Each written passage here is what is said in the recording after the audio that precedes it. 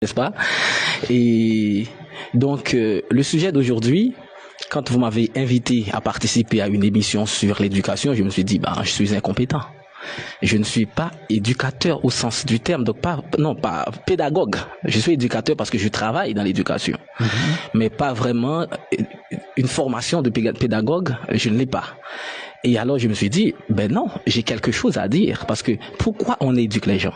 C'est pour la vie, pour participer à quelque chose de plus grand. L'éducation, c'est pas une finalité, c'est un moyen. Donc on éduque pour quelque chose. Exactement. C'est pourquoi je réponds à ce titre, l'éducation, quelle finalité? Je trouve que la rubrique que je vais présenter a un lien direct avec le titre de l'émission. Pourquoi on doit éduquer les gens? Pour quels résultats? Parce qu'en fait, pour parler du thème, pour développer le terme d'aujourd'hui, il faut parler aussi du chômage.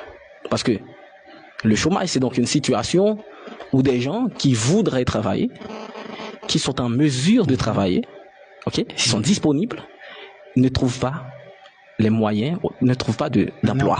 Exactement. Et là, il en existe différents types. On prend par exemple le chômage frictionnel. Le chômage frictionnel, c'est quand on prend un travailleur qui perd ou bien qui quitte temporairement son emploi, mais à la recherche d'une meilleure opportunité. Donc, l'employé peut quitter son emploi pour un autre emploi, mais aussi pour poursuivre sa formation en vue d'obtenir un meilleur emploi. Exactement. Ou bien de meilleures conditions de travail. Et ça s'appelle le chômage frictionnel. Donc, ça arrive, on voit que l'employé, il veut augmenter ses compétences, ou bien il a des compétences et il y a du travail. Donc, il veut un nouveau travail. Donc, il a laissé son travail et se trouve temporairement au chômage pour chercher un nouveau travail, ou bien pour augmenter sa formation. Deuxièmement, on trouve le chômage conjoncturel.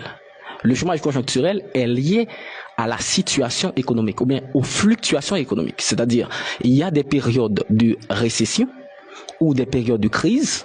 Il y a des entreprises qui sont obligées de fermer leurs portes ou bien de licencier une partie du personnel. Et là, vous allez trouver des gens qui vont être au chômage. On appelle ce chômage conjoncturel, de conjoncture en français qui signifie situation. Donc, c'est la situation qui fait que ces gens-là sont au chômage. Donc, ils sont dans une situation. Une fois que la situation économique se rétablit, ces gens-là vont retrouver du travail, donc dans une certaine mesure quand même. Donc, on prend par exemple, quand il y a des sanctions, des embargos, etc., il y a du chômage conjoncturel. On prend par exemple des pays comme l'Iran qui sont frappés de plein fouet par des sanctions. Donc il y a des ingénieurs qui travaillent dans certains secteurs et comme ces secteurs-là sont impactés par les sanctions, eh bien ces gens-là perdent leur travail. Et puis on a aussi le chômage cyclique qui arrive à des périodes précises de l'année. Par exemple, si quelqu'un travaille dans le secteur primaire, soit l'agriculture, l'élevage, la pêche, il y a des périodes de l'année où cette personne-là ne peut pas travailler. Parce que imaginez certains pays où les saisons sont très différentes. On ne peut pas aller pêcher avec la neige, si l'eau gèle, etc. On ne peut pas planter à tout moment. Si vous travaillez dans la récolte, si vous récoltez, si votre spécialité c'est de récolter, vous avez les moyens, on ne récolte pas à tout moment, vous serez en chômage. Et vous serez en chômage saisonnier ou cyclique, parce que ça arrive à chaque fois. Donc, vous allez être en chômage. Et aussi si vous travaillez dans l'industrie du tourisme, le tourisme, parce que il y a des périodes de crue, donc il y a beaucoup de touristes qui arrivent. Les gens qui sont dans ces secteurs-là, eh bien, on embauche. Par exemple, les vacances d'été, les vacances d'hiver, etc. Donc, on embauche beaucoup plus de personnel pour accueillir un flux massif de touristes qui viennent des pays voisins ou bien des pays lointains, etc. Donc, on est obligé par rapport à cette arrivée massive d'embaucher et quand la saison est au plus bas, de licencier. Et ces personnes-là qui travaillent dans ces secteurs-là sont en chômage saisonnier ou cyclique, donc ils sont obligés d'être au chômage parce qu'ils n'ont pas la possibilité. Donc il y a aussi le chômage déguisé, c'est quand par exemple il y a un travail qu'une seule personne ou un nombre moindre de personnes pourrait effectuer, et on engage beaucoup plus de personnes pour le faire, pour masquer le chômage. C'est ce qu'on appelle le chômage déguisé. C'est-à-dire, en termes d'apport individuel, en termes de productivité individuelle, les gens ne travaillent pas vraiment. Parce que il y a ce qu'on appelle la productivité individuelle. Chaque personne doit produire une certaine quantité. Or, si une seule personne pourrait effectuer le travail et qu'on emploie 4 personnes pour le faire, il y a donc 3 personnes qui sont en réalité au chômage, mais que l'État, à travers des politiques économiques, essaie de cacher cette réalité. C'est ce qu'on appelle le chômage déguisé. Le dernier type que je vais aborder et qui a un lien direct avec le sujet de ce soir, c'est donc le chômage structurel. Le chômage structurel, c'est donc un chômage qui a un lien avec le marché. Quand les compétences des travailleurs ne sont plus demandées sur le marché, ça arrive. C'est-à-dire, on parle de compétences désuètes. Donc, moun nan li même l'étape travail, dans certains moments, mais par rapport à innovation technologique ou bien évolution de la demande des consommateurs, et bien moun sa lui-même, les vins pas capable de travailler encore parce que compétences liées au pas mandel. Parce que marché travail là son vrai marché, et qui ça qui caractérise le marché là, c'est donc la rencontre entre l'offre et la demande. C'est ça qui est un marché en économie. Donc offre de travail là, c'est salarié qui fait. J'ai des compétences, je vous l'offre. Si vous pouvez me payer. OK? M'offrir travail moins, m'offrir capacité, m'offrir expérience moins. Et demande de travail là, c'est entreprise là qui fait, ou bien patron qui fait. Comment entreprise là? Parce que les besoins de travailleurs, il n'est pas capable de fonctionner sans travailleurs. OK? Donc, l'obligable chercher monde pour combler vide, chercher monde pour faire travail qu'il a besoin de faire, travail de production de biens ou bien de services. Et là, chômage structurel à venir poser, c'est là arriver dans une situation côté que gagner un travailleur, yo gagne compétences, yo veut travail, mais c'est pas yo même marché a besoin. C'est pas genre de compétences ça qui yo veut. Ça arrive tout le monde. C'est que mon envie il pas update, j'en dis là. Il pas à jour. Il pas à jour. Voilà.